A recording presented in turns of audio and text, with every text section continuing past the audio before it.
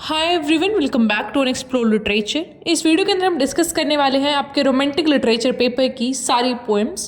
क्योंकि इस पेपर में बहुत ज़्यादा पोएम्स हैं तो आप लोग सभी कंफ्यूज हो रहे थे कि क्या करें कैसे करें। तो देखो, मेरा तो सजेशन यही है आप सबको कि एक बार तो आप सारी पोएम के जो लाइन्स हैं उनको देख लो। याद नहीं करना है, सिर्फ एक बार नज़रों में से निकाल लो कि भाई ये जो पर्टिकुलर पोएम है इसके अंदर ये लाइन है, उसका समरी, सिंबल और थीम्स ये करके जाओ, जो कि हम इस वीडियो में कवर करने वाले हैं। तो लास्ट तक देखिएगा ताकि आप किसी भी पॉइंट को मिस ना करें। So let's start the video. तो सबसे पहले सिलेबस देख लेते हैं। फर्स्ट यूनिट में है William Blake, songs of innocence and experience, lamb, tiger, chimney sweeper from songs of experience and songs of innocence. फिर विलियम वर्ड्सवर्थ का टिंटन एबे और लंदन, कॉलरेज का कुबला खां और detection and odd, PB Shelley का Ozymandias and ode to west wind, John Keats का ode to nightingale, ode on a Grecian urn, ode to autumn. And the third unit is Mary Shelley's Frankenstein. ये आपका एक novel है, देखेंगे अगर time मिला तो इसको भी बाद में कवर कर देंगे, लेकिन इस वीडियो के अंदर हम सिर्फ पोएम्स को देखेंगे। इस वीडियो में मैं थोड़ा जल्दी जल्दी बोलूंगी, तो प्लीज़ अगर आप जैसे भी आपको कंफर्टेबल है तो उसके अकॉर्डिंग आप अपनी जो साउंड मैनेजमेंट है वो कर लीजिएगा। 1x 2x जैसे भी देखना है, स्लो में देखना है तो वो देख लेना। Alright, so our first poet is William Blake. William Blake एक सबसे मिस्टीरियस पोएट है रोमांटिक एज की। वो इमेजिनेशन और ओरिजिनलिटी के बारे में लिखते हैं कि किस तरीके से सारी चीज़ें हैं वहाँ पे, और मतलब उनका जो कि इमेजिनेशन का पावर है ना, that is very much creative. Blake है जो वो एक डीपली रिलीजियस आदमी है, वो रिलीजन के बारे में लिखते हैं। And he also criticised its organised form, कि जो रिलीजन है ना वो ऑर्गेनाइज्ड फॉर्म में नहीं होनी चाहिए। ब्लेक इंडस्ट्रीज को फिजिकल और मेंटल एंस्लेवमेंट का सिंबल मानते हैं। और सॉन्ग्स और एक्सपीरियंस के जो सॉन्ग्स ऑफ इनोसेंस और एक्सपीरियंस है, इन्होंने क्या करा है, इसमें दो कॉन्ट्ररी स्टेट्स को बताया है कि एक बचपना है इंसान का, फिर वो बड़ा हो जाता है तो किस तरीके की प्रॉब्लम्स वो फेस करते हैं, वो सारी चीज़ों का इन्होंने थोड़ा सा ब्यौरा हमें दिया है। He talked about the symbols, themes and problems prevailing in to the society, कि उस टाइम पे जो सोसाइटल प्रॉब्लम्स थी वो किस लेवल की थी और रिलीजन का क्या रोल था उन सारी प्रॉब्लम्स के अंदर। तो विलियम ब्लेक की पहली पोएम है लैम। इसके अंदर थीम्स है innocence, spirituality, religion, childhood and simplicity. Symbol है लैम, चाइल्ड एंड मिडोज। तो इनको लर्न कर लेना। समरी में बताया जाए तो हम बोल सकते हैं कि इसमें क्या दिखा रखा है कि एक जो भगवान है वो किस तरीके से हमें बनाते हैं। And he gave us the innocence. तो एक जो बच्चा वहाँ पे दिखा रखा है, मतलब ये जो शिप का बच्चा, दैट इज़ कॉल्ड लैम। तो उसको देख के ब्लेक ने इनोसेंस को शो करने की कोशिश की है कि कैसे वो टेंडर सा है, जेंटल सा है। तो यहाँ पे जो लैम का सिंबल है वो भगवान को ही शो करता है। तो यहाँ पे जो ओवरऑल पोएम है वो कन्वे करती है थीम ऑफ इनोसेंस, सिंप्लिसिटी और जो डिवाइन का एक कनेक्शन है उसकी क्रिएशन के थ्रू। मतलब कि भगवान ने एक जो क्रिएचर है उसको बनाया, तो किस तरीके से वो जो क्रिएचर है वो कनेक्टेड है भगवान के साथ, वो सारा चीज़ है जो इस पोएम के अंदर अच्छे से बताया गया है। यहाँ पे सिर्फ शॉर्ट समरीज की बात होगी। अगर आपको डिटेल में चेक करनी है तो ये वीडियोज़ के लिंक आपको मिल जाएंगे रोमांटिक लिटरेचर की प्लेलिस्ट में, तो वहाँ से उनको देख लीजिएगा। Now coming on to the next poem which is tiger. तो इसके अंदर सिम्बल्स हैं tiger, fire, industrial tool and themes हैं existence of evil and creativity. तो इसके समरी की बात करें तो यहाँ पे जो विलियम ब्लेक हैं वो एविल को दिखाते हैं। जो पिछला पोएम था हमारा लैम, उसमें इनोसेंस को दिखाया था कि कितना इनोसेंट सा वो जो शिप का बेबी है द लैम, और वो कितना एक टेंडर सा है, कितना स्वीट सा है। On the other hand this is the tiger, जो कि इतना डरावना दिखता है, इतना गुस्सैल है। तो भगवान ने दोनों को बनाया है, भगवान ने ही लैम को बनाया है, भगवान ने ही टाइगर को बनाया है। लेकिन दोनों इतने अलग क्यों हैं? ये है जो टाइगर वो इतना ऐसा लाइक एंग्री है, इतना उसके अंदर मतलब डिवाइन सा कॉम्प्लेक्शन है वो भी। लेकिन how God created both evil and good, तो ये कॉन्ट्रास्ट में बताया गया है। जो सेंट्रल थीम है पूरी पोएम का, दैट इज़ कि how there is a mystery into the creations, और भगवान क्या समझ के, क्या सोच के ये चीज़ें बनाई गई हैं, भगवान ने मतलब कैसे बनाया है। The whole question is of creation by the God. ठीक है, तो हम यहाँ पे क्वेश्चन कर रहे हैं भगवान की क्रिएशंस को। ये पोएम भी हमने कवर की है, डिटेल में देखनी है तो देख लेना प्लेलिस्ट में। Now the next poem is chimney sweeper from songs of innocence. इसके सिंबल्स हैं वाइट स्नो, जो कि नेचर को दिखाते हैं और एक नेचरलेस को भी दिखाते हैं। Then is black thing, black thing दिखाता है डेथ को, सिम्बलाइज कर रहा है ये डेथ को यहाँ पे। ब्लैक कॉफिन्स भी यहाँ पे लॉस को दिखाते हैं, ग्रीफ को दिखाते हैं, ग्रीफ इज सैडनेस। थीम्स यहाँ पे दिखाई गई हैं लॉस ऑफ इनोसेंस की, सोसाइटल एब्यूज़ की, रिलीजन हो गया, डेथ हो गया, ये सारे इसमें थीम्स हैं। समरी की बात करें तो यहाँ पे एक चिमनी स्वीपर को दिखाया गया, मतलब छोटा सा बच्चा है जो कि चिमनियाँ साफ करता है। जो छोटा सा बच्चा है वो बहुत ही ऐसा ऑप्टिमिस्टिक है अपनी चीज़ों को लेके, मतलब वो इतनी परेशानियों में है, स्टिल वो अपनी कंडीशन को लेके ऐसा दुखी नहीं होता। उसको अभी भी होप है कि एक दिन वो जो सारी प्रॉब्लम्स हैं उनसे छुटकारा पाएगा and he will go to heaven, जहाँ पे वो बिल्कुल खुश रहेगा, फ्री रहेगा, सारी जो बुरी कंडीशंस हैं वो हट जाएंगी।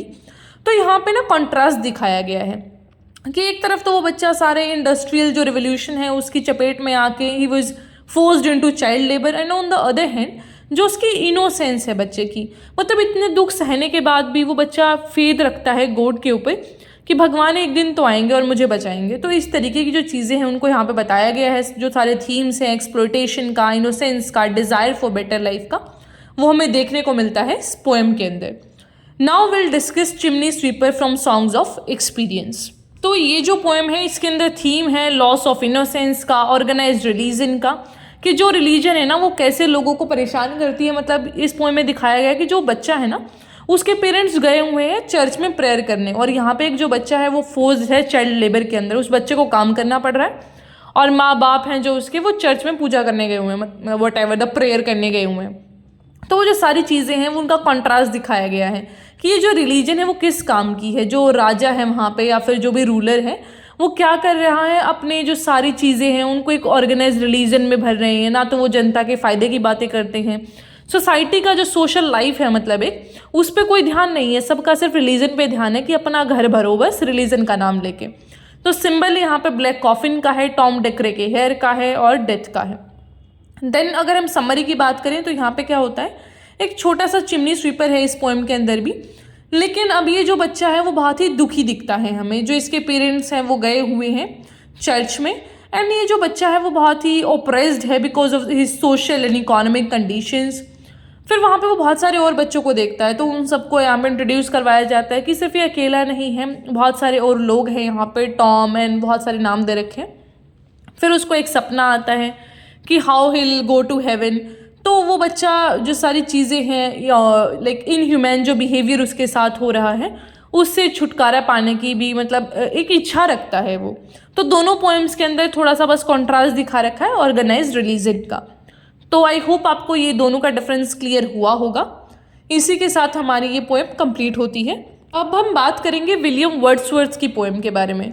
तो पहले इंसान के बारे में जान लूँ, क्योंकि जब क्वेश्चन नहीं आएगा तुम्हें तो you have to write about the poet at least. तो ये जो थे विलियम वर्ड्सवर्थ, वो पोएट्री मूवमेंट था जो रोमांटिक पोएट्री का, उससे एसोसिएटेड थे during the late 18th and 19th century. इनके वर्क्स की बात करें तो लिरिकल बैलेड्स इन्होंने लिखे हैं अलॉन्ग विद कॉलरिज, जो सैमुअल एस.टी. कॉलरिज, जो भी सैमुअल टेलर कॉलरिज, इनके साथ मिलकर इन्होंने एक बहुत ही इंपॉर्टेंट वर्क है जो रोमांटिक लिटरेचर का, जिसका नाम है लिरिकल बैलेड्स। उनको लिखा था 1798 में। इनको नेचर से इंस्पिरेशन मिलता है, और यहाँ पे वो एक स्पिरिचुअल रिन्यूअल की भी बात करते हैं कि जब भी वो नेचर में जाते हैं ना उनको एक अलग ही एनर्जी मिलता है और उनको मोटिवेशन मिलता है। तो उनका एक हारमोनियस रिलेशनशिप है विद नेचर। इनको लेक पोइट्स बोला जाता है। लेक पोइट इसलिए बोला जाता है क्योंकि ये लेक डिस्ट्रिक्ट में रहते थे इंग्लैंड के अंदर।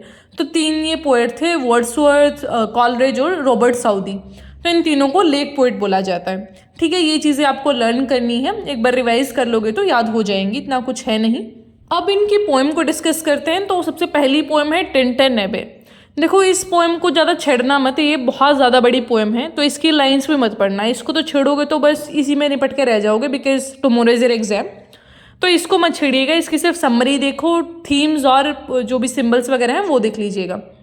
तो इसका जो थीम्स हैं that those are nature and landscape, memory and reflection, transience and time. ठीक है, तो नेचर के बारे में बताया गया है कि कैसे जो नेचर है उससे हमारी मेमोरीज कनेक्टेड हैं। तो वर्ड्सवर्थ क्या होता है, एक जगह जहाँ पे वो बहुत साल पहले गए थे, दोबारा वो विजिट करते हैं और उनको क्या क्या थॉट्स आते हैं वहाँ पे जाके, वो सारी चीज़ें इसमें बताई गई हैं। दैट जो पोएम है वो बैंक, ये जो रिवर का बैंक है, the river name is Wye in Wales, वहाँ पे ये सारा जो ड्रामेटिक मोनोलॉग है वो लिखा गया है। मोनोलॉग का मतलब होता है जब एक इंसान बोलता है, like I am speaking here. ठीक है, तो एक आदमी जब बोलता रहता है उसको बोलते हैं मोनोलॉग। तो जो टिंटन एबे है वहाँ पे ये 5 साल बाद जाते हैं और देखते हैं कि कितना चेंज हो गया है वो प्लेस। तो ये पोएम 2 पार्ट में डिवाइडेड है। पहले में तो वो प्रेजेंट की रिफ्लेक्शन बताते हैं कि कैसा उनको अभी लग रहा है इस लैंडस्केप को देख के, कैसा क्या इफ़ेक्ट है इस लैंडस्केप का, और ये जो जॉय है उसको मिलती है यहाँ पे आके, एक सोलेस का प्लेस है ये, कितना कनेक्टिविटी उसे फील होता है। लेकिन जो सेकंड पार्ट है पोएम का, उसके अंदर वो पास्ट रिफ्लेक्शन की बात करते हैं कि how like the sound of nature है जो उसके साथ रहा जब वो यहाँ पे आए थे, जब वो वहाँ से चले गए वापस, स्टिल उस चीज़ को फील कर पा रहे थे कि हाँ एक वो जगह है जहाँ से मैं कितना कनेक्टेड हूँ। वो अपनी बहन का भी यहाँ पे नाम लेते हैं, दैट इज़ डोरोथी, जो कि उनके साथ अभी है। एंड वो सारी मेमोरीज वो दोनों शेयर करते हैं एंड कितना कनेक्शन है उनका नेचर से, वो हमें इस पोएम के थ्रू देखने को मिलता है। ये पोएम इम्पॉर्टेंट है नहीं है, वी कैन नॉट कमेंट, लेकिन इसके अंदर एक टॉपिक है आइडिया ऑफ सबलाइम, वो बहुत ज़्यादा इंपॉर्टेंट है, उसको मत छोड़ के जाना। अगर वो क्वेश्चन डायरेक्ट भी नहीं आया ना तो तुम उसको कहीं भी चिपका सकते हो वर्ड्सवर्थ की पोएम में, तो उसको तो करना ना भूलें। तो जो ये आइडिया ऑफ सबलाइम है, ये बेसिकली बात करता है कि नेचर को देख के कितनी स्ट्रॉन्ग फीलिंग्स हमारे अंदर आती हैं, that is the idea of Sublime, कि इतना अच्छा एक्सपीरियंस वो देता है। And that is a inspiring beauty, जो ग्रैंड्योर है पूरे नेचुरल वर्ल्ड का, वो हमारे ह्यूमन एक्सपीरियंस से बहुत अलग है। ह्यूमन तो उस चीज़ को फील भी नहीं कर पाता जितना सब कुछ है देने के लिए नेचर के पास। तो जो पूरी पोएम है वर्ड्सवर्थ की, उसके अंदर उन्होंने यही बताया है कि क्या ट्रांसफॉर्मेटिव पावर है नेचर की और कितने डीप इमोशंस वो हमारे अंदर इवोक करता है। तो जब टिंटन एबे में वो दोबारा जाते हैं तो उनको वो सारी चीज़ें याद आ जाती हैं, दैट ब्यूटीएस फॉर्म, सेंसेशन, स्वीट्स, जो कि उनको कनेक्ट करती है टू द नेचर। ये जो ब्यूटी है वो एक्सटर्नल ही नहीं बल्कि इमोशनल और स्पिरिचुअल है। तो जब भी हम सबलाइम की बात करते हैं, ये नहीं कि कोई ऐसा कोई चीज़ है बड़ी सुंदर सी है, वो सबलाइम नहीं है, बल्कि आपके अंदर जो इमोशनल और स्पिरिचुअल इम्पैक्ट डालेगी, that is the idea of Sublime. कि भैया देखने में तो सुंदर है ही, आपके अंदर वो इमोशनल तरीके का भी इम्पैक्ट डालेगी और स्पिरिचुअल लेवल का भी इम्पैक्ट डालेगी। तो that particular thing is Sublime. तो आई होप आपको ये समझ आया होगा। अब हमारा नेक्स्ट पोएम है लंडन। इसके थीम्स हैं पास्ट एंड सोसाइटल डिक्लाइन। इसकी समरी की बात करें तो जो ये पूरा स्पीकर बोलते हैं इस पोएम के अंदर, वो इवोक कर रहे हैं जॉन मिल्टन को। इवोक नहीं कह सकते बल्कि हम एड्रेस करते हैं, इवोक तो म्यूजिक को करते थे, तो एड्रेस करते हैं यहाँ पे जॉन मिल्टन को कि काश आज भी आप ऐसा जिंदा होते, बिकॉज आपका जो देश है इंग्लैंड, उसकी लाइक उसको आपकी ज़रूरत है अभी भी, क्योंकि जो अभी रिलीजन चल रहा है, मिलिट्रिस्टिक जो परसूट चल रहे हैं, literature, home life, country economy, ये जो सारी चीज़ें हैं ना वो अलाइन नहीं हो रही। मतलब जो इंग्लैंड का हिस्ट्री है वो बहुत ज़्यादा ऐसा अच्छा रहा है, प्रॉस्परस रहा है, लेकिन जो अभी चीज़ें चल रही हैं ना वो ऐसा लाइन में नहीं चल रही हैं। Those are not aligning with what it should B.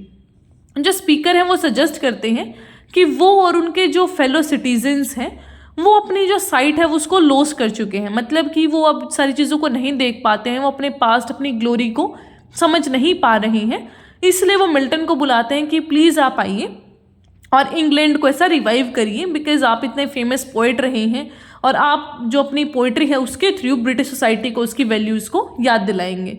इसलिए वो यहाँ पे सेंस ऑफ लिबरेशन और स्ट्रेंथ की बात करते हैं। तो प्रेज भी करते हैं वो मिल्टन को और बोलते हैं कि आप एक स्टार की तरह हैं, आपकी जो सोल है वो एक स्टार की तरह है, आप पूरे स्काई में सबसे अलग हैं। तो मतलब इन शॉर्ट वो ये कहना चाहते हैं कि आप इतने अच्छे हैं, आपने इतना कंट्रीब्यूशन दिया हमारे इंग्लैंड के लिए, आपकी जो पोइट्रीज थी वो आज भी पढ़ी जाती हैं।